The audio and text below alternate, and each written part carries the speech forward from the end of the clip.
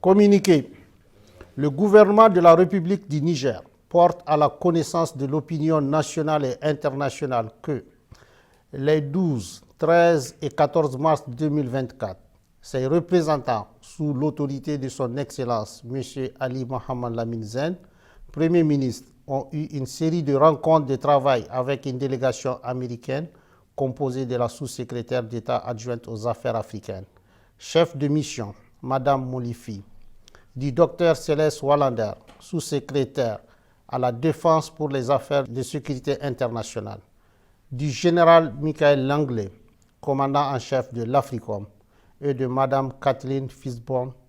ambassadeur des États-Unis d'Amérique au Niger. Sous la forme, l'arrivée de la délégation américaine n'a pas respecté les usages diplomatiques.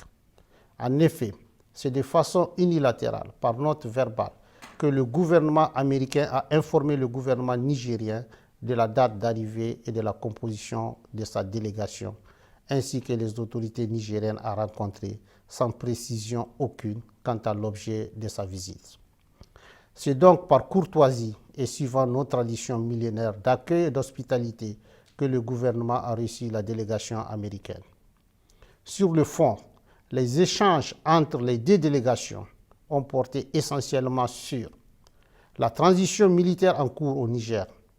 la coopération entre les deux pays, en particulier la coopération militaire et la lutte contre le terrorisme,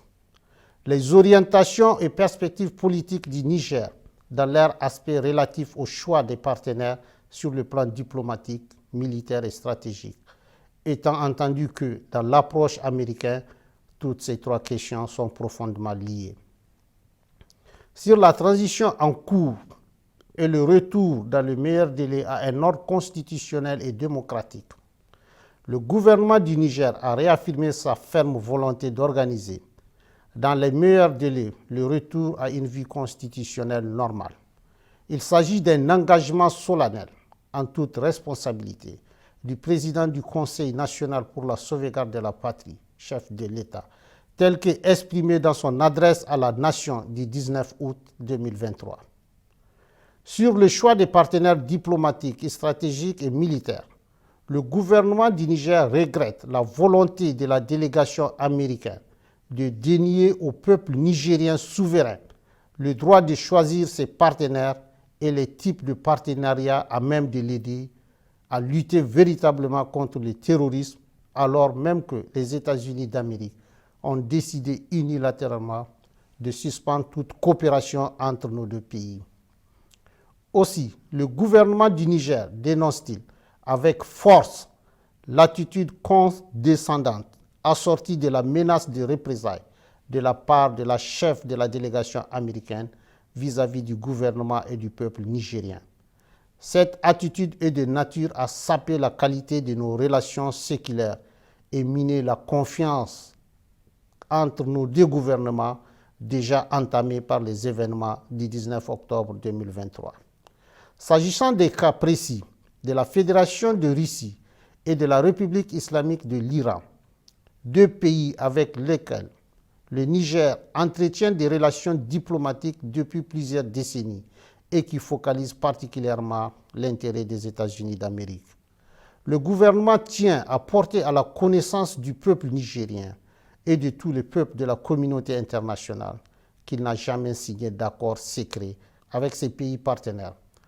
Tous les accords signés par le Niger depuis l'avènement du Conseil national pour la sauvegarde de la patrie respectent le droit international et les règles de transparence. C'est pourquoi le gouvernement du Niger rejette les allégations mensongères de la chef de la délégation américaine consistant à soutenir qu'il aurait signé un accord secret sur l'uranium avec la République islamique d'Iran. Cette approche cynique, habituellement utilisée pour discréditer, diaboliser et justifier leurs menaces contre les États, ne pas sans rappeler l'exemple de la Seconde Guerre d'Irak. En effet, les Nigériens et l'ensemble de la communauté internationale se souviennent encore des fausses preuves brandies par le secrétaire d'État américain devant le Conseil de sécurité pour justifier l'agression américaine contre l'Irak et que dans cette affaire, le gouvernement du président Tanja avait été accusé de façon mensongère d'avoir fourni de l'uranium aux autorités de Bagdad, alors même qu'il est de notoriété publique que l'exploitation de l'uranium nigérien est totalement contrôlée par la France. Quant à la Fédération de Russie, il s'agit d'un partenaire avec lequel le Niger traite d'État à État, conformément aux accords de coopération militaire signés avec les gouvernements antérieurs pour acquérir le matériel militaire nécessaire à sa lutte contre le terrorisme qui a fait des milliers d'innocents victimes nigériens sous l'œil indifférent d'une bonne partie de la communauté internationale. Enfin, le Niger réaffirme son engagement solennel à coopérer dans la transparence et le respect de sa souveraineté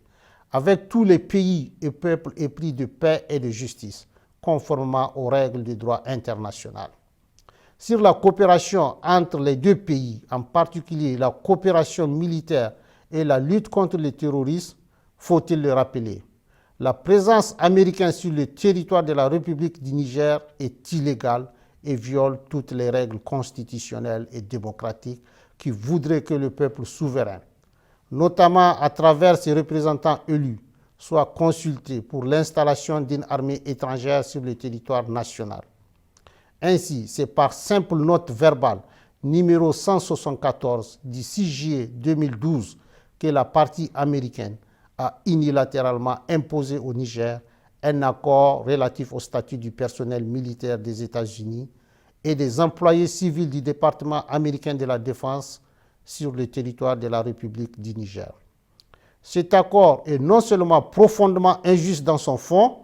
mais également ne répond pas aux aspirations et aux intérêts du peuple nigérien pour les raisons objectives suivantes. D'abord, il contraint le Niger à payer des factures liées aux taxes des avions militaires américains dont ces derniers doivent normalement s'acquitter et qui coûtent des milliards de francs CFA aux contribuables nigériens. Ensuite, les autorités nigériennes compétentes n'ont aucune information sur les activités militaires menées à partir des bases américaines au Niger et ignorent jusqu'aux effectifs civils et militaires ainsi que le matériel américain déployé sur le sol nigérien. Enfin, l'armée américaine n'a aucune obligation, selon l'accord, d'accéder aux demandes nigériennes d'appui contre les groupes terroristes qui assassinent nos vaillantes forces de défense et de sécurité et massacrent nos laborieuses populations. Aussi, depuis le 26 juillet 2023 et l'avènement du Conseil national pour la sauvegarde de la patrie, le gouvernement américain a décidé unilatéralement et brusquement de suspendre sa coopération militaire en violation de l'accord imposé au peuple nigérien en invoquant l'article 7008 du Consolidated Appropriation Act, sans pour autant aller au bout de sa logique qui voudrait qu'il retire ses militaires du territoire nigérien. Par ailleurs, depuis quelques semaines, le gouvernement nigérien a constaté des activités illégales de survol de son territoire par des aéronefs américains et qui sont de nature à s'interroger sur la sincérité de leur partenariat et la pertinence du maintien de l'accord de coopération militaire imposé par note verbale. Au vu de tout ce qui précède, le gouvernement du Niger,